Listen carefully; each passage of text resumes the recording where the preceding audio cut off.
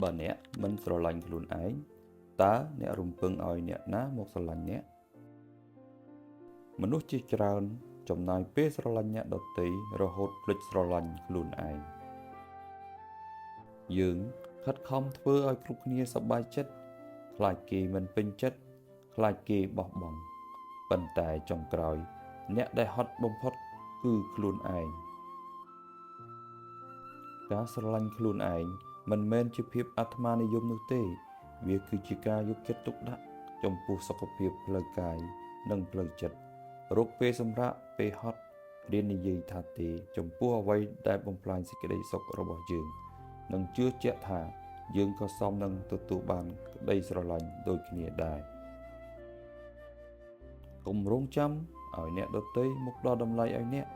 ចាប់ផ្ដើមផ្ដល់តម្លៃដល់ខ្លួនឯងជាមុនសិនថែរក្សាសុខភាពរបស់អ្នកអភ័យទោសឲ្យកំហុសរបស់ខ្លួនអបអរសាទរជោគជ័យតូចៗរបស់ខ្លួនហើយកុំប្រៀបធៀបជីវិតរបស់អ្នកជាមួយអ្នកដទៃចូលចងចាំថា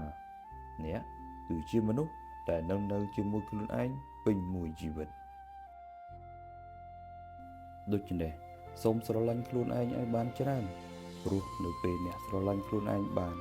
អ្នកនឹងមានកម្លាំងចិត្តសេចក្តីសុខនិងអាចចែករំលែកភាពល្អទៅកាន់អ្នកដទៃបានកាន់តែច្រើនតើថ្ងៃនេះអ្នកបានធ្វើអ្វីមួយដើម្បីស្រឡាញ់ខ្លួនឯងហើយឬនៅសរសេរចម្លើយនៅក្នុង comment និង follow page Subscribe channel រួច share វីដេអូនេះដើម្បីទទួលបានវីដេអូល្អៗមុនគេ